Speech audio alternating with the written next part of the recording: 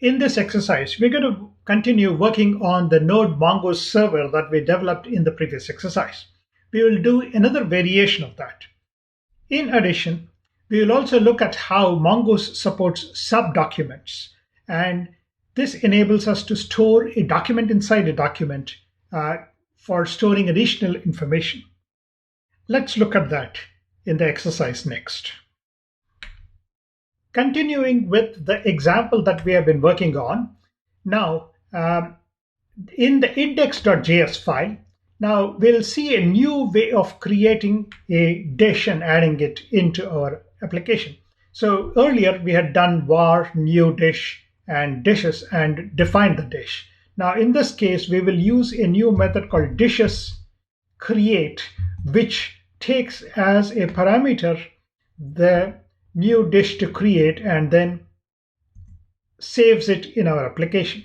So instead of doing this new dish save, we can simply remove that and directly deal with the dishes create method here. And so the dishes create method will take as a parameter a new document that needs to be stored in our database, and then creates and adds the document to the database. Thereafter, we can continue with the rest of the exercise. This minor modification will show that the same application runs exactly the same way as before. So with this change, let me just change the indentation here so that the chaining of the then methods is very clear. So we first do a dishes create, which will return a promise, and then change to the then, and then we will carry out the remaining steps on the created dish. Let's save the changes and then go and take a look at this version of our server. Going to the terminal, once again running the application, we see that it will create exactly the same as the previous variation of the server. So we are creating a new dish here and then inserting it into the database, and thereafter we are retrieving the dish and then printing out on the screen. With this change, this is a good time for us to do a git commit with the message Mongoose part 2. So let's check the git status and then add the file to the repository and then do a git commit with the message Mongoose part 2.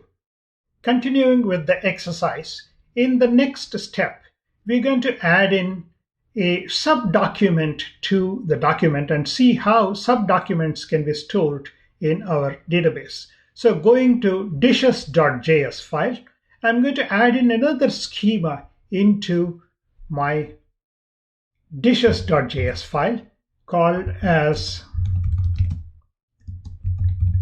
comment schema, and then define this as new schema.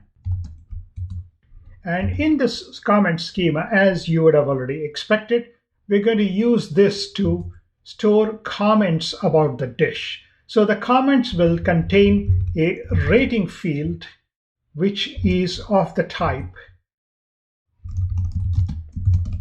number, and its minimum value is 1, maximum value is 5, and required is true. So you can see that when you use a field with the type number, you can specify the boundaries for it if you choose to. Then the next field is a comment field, which would be of the type string. So this stores a message, and then required is true. And then we'll also add another field called author, which is of the type string, and required is true. And we will also add the timestamp field for this and set that to true. So for every comment that is added, we will also store the corresponding timestamp. So now that we have declared a comment schema, we can then go ahead and modify the dish schema to be able to store comments. So within the dish schema, we can add in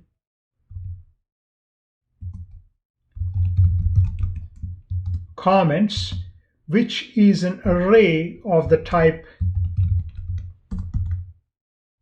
comment schema. So which means that every dish object, dish document can have multiple comments stored within an array inside the dish document. So this is the comment documents become sub-documents inside a dish document. So we are storing all the comments about the dish inside the dish itself as an array of comment documents.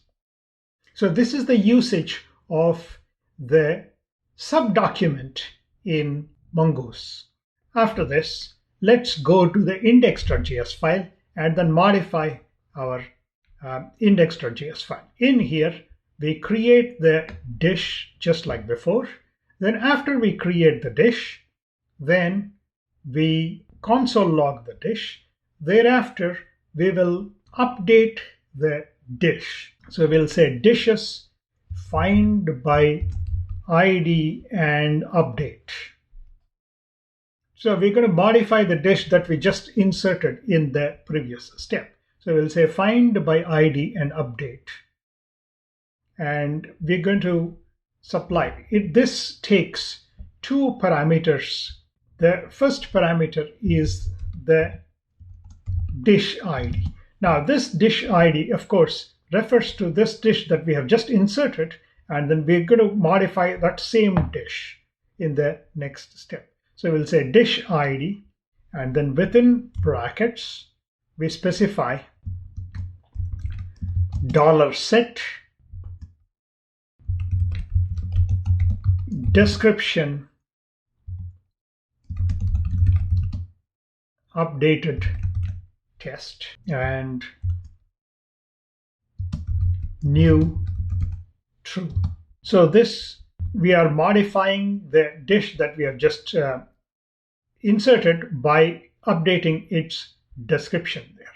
Now this has to be enclosed inside this second flag that we are supplying here, new : equal to true, means that once the update of the dish is complete, then this will return the dish, updated dish back to us. So that's the reason for using this flag here saying new true. So this dish will be returned in the next step. And so we're going to take that dish and then print out that dish. So in the next step, we're going to modify this and say this, then dish, and then we'll do a console log of dish. Then after this, we are going to insert a comment into the dish. So we'll say dish dot comments dot push. Recall that the comments is a field inside the dish. So going back to the schema, we see that this comments is an array of the comment schema type. So which means that we can push an item into this array. So going back here, we'll say dish comments push, and then we'll push a comment document into the dish here. So we'll say dish comments push and specify the fields here. So we'll say rating 5, comment,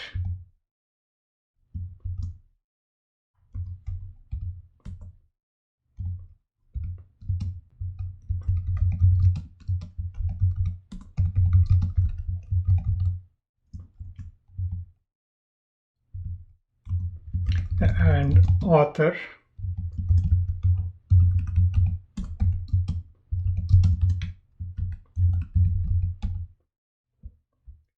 And so this will push this comment into the comment field of this specific dish. So now that we have modified the dish, the next step that we're going to do is to, let me close off this and then put that into a then there. I'm going to come back and fix that in a short while. So now that we have modified the dish, we need to save the dish. So we'll say return dish save. So in this step, we are inserting a comment into the dish that we have just created and updated. And then we are saving that comment. And then this will return the dish. And when the dish is returned in the next callback, I'm going to then say console log dish. And then after that, we will say return. So with this, we have modified our index.js file. Let's save the changes and look at this application. Going to the terminal, let's run npm start and then see the resulting value here. So going back, we see that in the first step, we have created this dish here with the name and description as we have given earlier.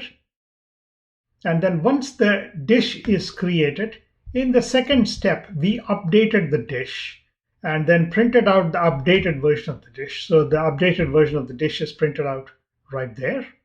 And you can see that the description has been updated from the previous case, but the ID remains exactly the same as the dish that we created earlier. And the comments field, as you can see here, is an empty array at this moment.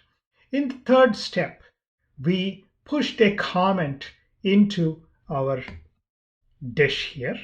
And then so this particular comment that we added has been added into this comments array. So you can see that comment being enclosed here. And this is the updated dish that has now been printed onto the screen here. So you can see that we have done several steps, one after another, with our dish. We first created the dish, then we updated the dish, then we inserted a comment into the dish, which is a sub-document inside the dish document, and then we printed out the result here.